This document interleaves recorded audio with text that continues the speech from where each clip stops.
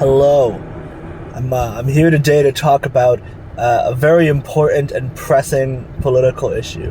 Hashtag girlgenics. Hashtag girlgenics. Girlgenics. Girl bosses. You got to hear about this one. If you're not doing girlgenics, are you even girl bossing hard enough? But I'm not going to talk about that first. First, I'm going to read a passage to you from the Scum Manifesto, which should be considered a classic of feminist literature. Truly one of the best books I've ever read in my life. And I've actually read this one like a Bible. Life in this society being at best an utter bore, and no aspect of society being at all relevant to women, there remains to civic-minded, responsible, thrill-seeking females only to overthrow the government, eliminate the money system, institute complete automation, and destroy the male sex. It is now technically feasible to reproduce without the aid of males, or, for that matter, females, and to produce only females. We must begin immediately to do so. Retaining the male has not even the dubious purpose of reproduction. The male is a biological accident. The Y male gene is an incomplete X female gene. That is, it has an incomplete set of chromosomes. In other words, the male is an incomplete female, a walking abortion, aborted at the gene stage. To be male is to be deficient, emotionally limited. Maleness is a deficiency disease, and males are emotional cripples. Yeah, that's what I'm talking about. You know, it's weird when I think a lot of guys, I've heard this a lot. You'll talk to a lot of like relatively apolitical people about feminism, and they'll be like, "Oh man, you know, I don't know, I just don't like that they hate men so much." I'm not sure that's really true of most feminists. That one for sure. Yeah. Valerie Solanas. Yeah, she definitely does. And honestly, my opinion has always kind of been the opposite. I've always been much more attracted to the perspective of actually hating men than I have to this confusing postmodern social constructionist stuff that seems to be the most of the culture right now. I'm actually much more attracted to the idea that men are monsters. So I'm going to be developing that idea a little bit further today. So Valerie Solanas is pretty clear that she thinks men are degenerate. And she's kind of being poetic, I think. Maybe not.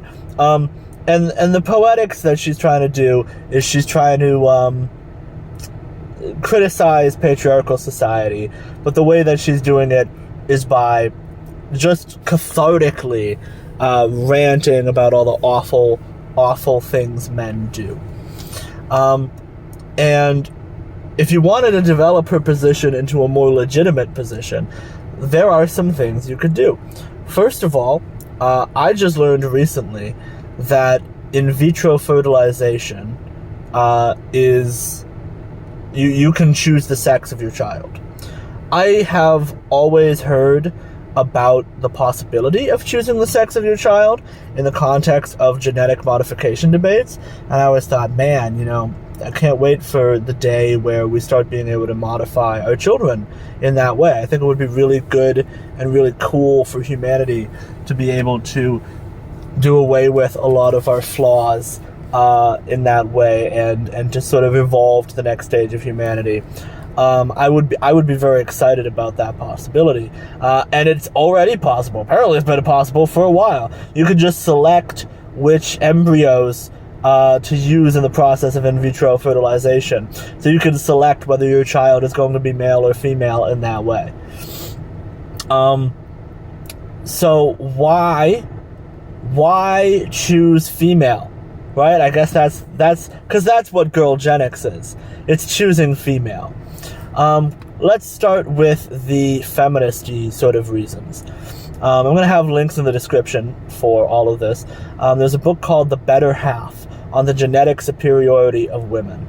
It defends, amongst other claims, from a expert geneticist perspective, that women are genetically superior to men. They are actually physically stronger than men at every stage of life. Not even kidding. That's like the one thing that we typically, like, you talk to the average social constructionist feminist and they're like, yeah, I mean, I guess men are, like, you know, stronger than women or whatever, but like they're you know, other than that, it's all socially constructed. Not even that. No, women are in fact stronger physically than men, at least according to this book. They're also tend to be more intelligent. We have reason to believe they're more empathetic, more emotionally intelligent, which is a positive trait. It's been sort of downplayed by patriarchy, but that's a good trait. It's not good to be emotionally deficient. It's not good to throw temper tantrums like men often do. And in general, it argues that women are superior. And feminists have kind of joked for a long time about, like, oh man, if we just put women in charge and all these violent men weren't in charge, then we would never do war ever again. We would never fight each other because we're just so nice. I don't know if that's true. That's a bit much. But I do think it could be better. Definitely no more patriarchy if it's just women. Around. But then let's look at this from the male's perspective, right? Because that's probably the concern, right? What happens to men? Am I talking about creating a society in which men are oppressed? Well, I kind of think that men have a pretty big problem right now with loneliness and sexual frustration. And yes, I think it's specifically men. But, you know, I'm reluctant to turn to solutions to that problem that come from a patriarchal direction. I don't really want to see women's rights be curtailed or rolled back. But I want solutions to this bad world of dating for men right now. And so I've turned to certain books for those solutions, right? I turned to a book called Datanomics by John Berger, which was a very interesting book. He writes some interesting stuff.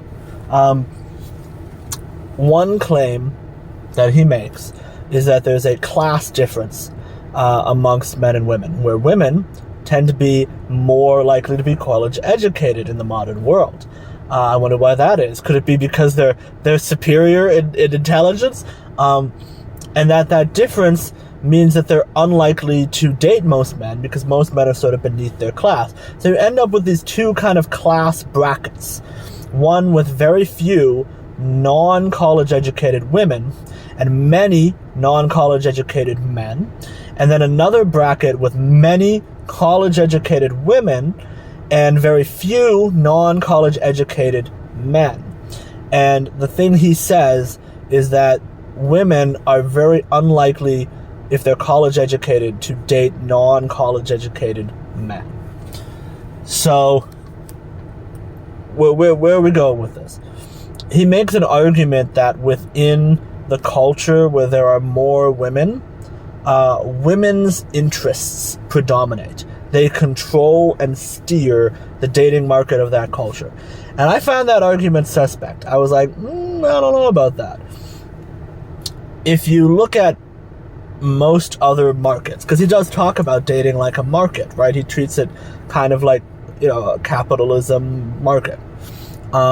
If you look at dating kind of like a market, then the opposite would be true, right? In the labor market, if jobs are scarce, then more potential employees compete for those scarce jobs, and they become willing to accept lower wages as long as they get a job, right?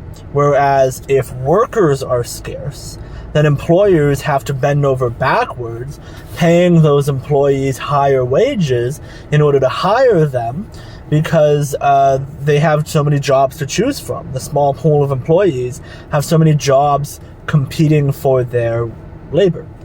So the scarce resource is actually typically the one with the power. So yeah, given that it's like the scarce party that tends to have the most power, I actually think that it's the other way around. That, let's say we lived in a society with like 30 women to every 100 men. I think that the scarcity of those women would give them a lot of leeway, a lot of power. They would be, at least in a dating market, in a sexual dating market, probably politically and economically, because there are more men, it would be easier for those men to get their interests represented in a lot of ways because they're just disproportionate of the population. But I think that in a dating market, the scarce person wins because they're valuable. They're rare, like a diamond. And I want to be rare like a diamond. I want to be rare like a diamond. I want to be wanted. I'm so sick of not being wanted that I'm going to do eugenics. Yeah, that's... So let's talk about the different types of eugenics, okay? Because I'm saying eugenics, and that's a scary word, right? So historically, eugenics it's been racial a lot of times.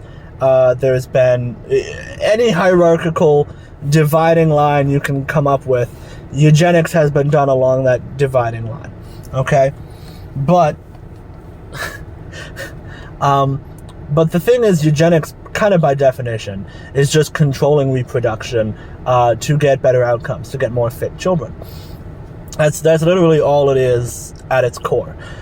So I think that with things like genetic modification, with things like the in vitro fertilization that I was just talking about, we're going to start having these conversations, these debates, where people are going to be critical of genetic modification as a process. And they're going to criticize it because it's kind of a new technology and it's scary, you know. And they're going to criticize it and they're going to say, well, that's eugenics. And we all know how bad eugenics is. And probably, most likely, because I know people, and they cope so hard. Most of the advocates are going to go, what? No, it's completely different. It's not the same at all. No. And they're wrong. They're wrong. The correct answer would be to say that yes, genetic modification is eugenics, and eugenics is good, actually, and we need it. We need it now. So we should probably be trying to strive for some sort of fitness. One of the main criticisms of eugenics that comes up, that I think it's a bad criticism, is this idea that for eugenics to exist, we have to have this idealized human, the perfect human, the Übermensch that we're all working towards.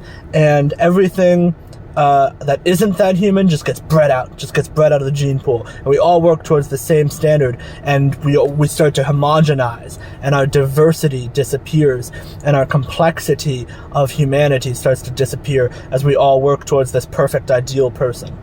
I don't believe that that's necessarily the case. And I think you can look at other things that have metrics to strive towards and see that that's not always the case. Medicine.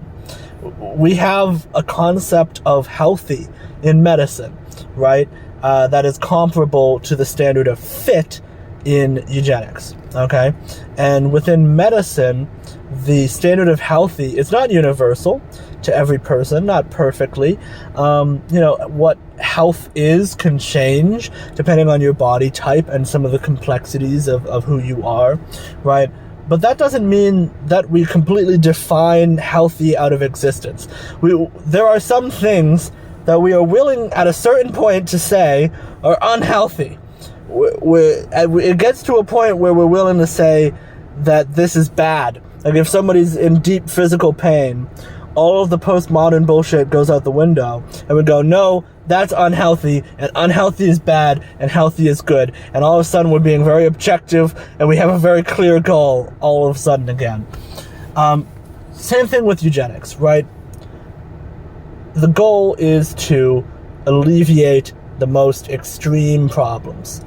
I might make another video about eugenics, detailing my position on that in more detail, but for the purposes of this video, because we're not talking about eugenics, we're talking about girlgenics. We're talking about girlgenics. It's completely different and better, and it's girlier, and I'm just a girl. I'm not dangerous.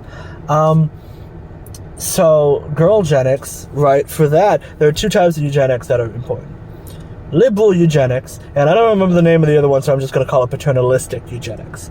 Liberal eugenics and paternalistic eugenics. The liberal one means that if you're a prospective parent, you get to decide the genetic outcome of your child. You get to decide the genetic makeup of your child, I should say. The government doesn't get a say. They don't get a say, and you get to do what you want. And the paternalist view would be like the government is going to force you to do it, right? So a lot of times, the way that these conversations go, people end up, I think people depoliticize things that they're uncomfortable with, and one way to depoliticize things is to just lean into individual freedom.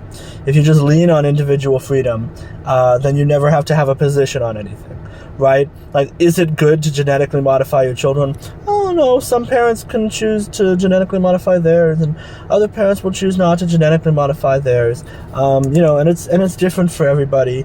And really, what's important is that we have the choice. What's important is that we have the choice, right? And notice that person didn't have to express an opinion on which choice is the better choice, because they appealed to market individualism, and they were freed from the scary thing of having to have an opinion and potentially somebody else disagrees with you, because that's terrifying. So I don't think we should stop at liberal eugenics. I don't think we should stop at, well, you do you, I'll do me.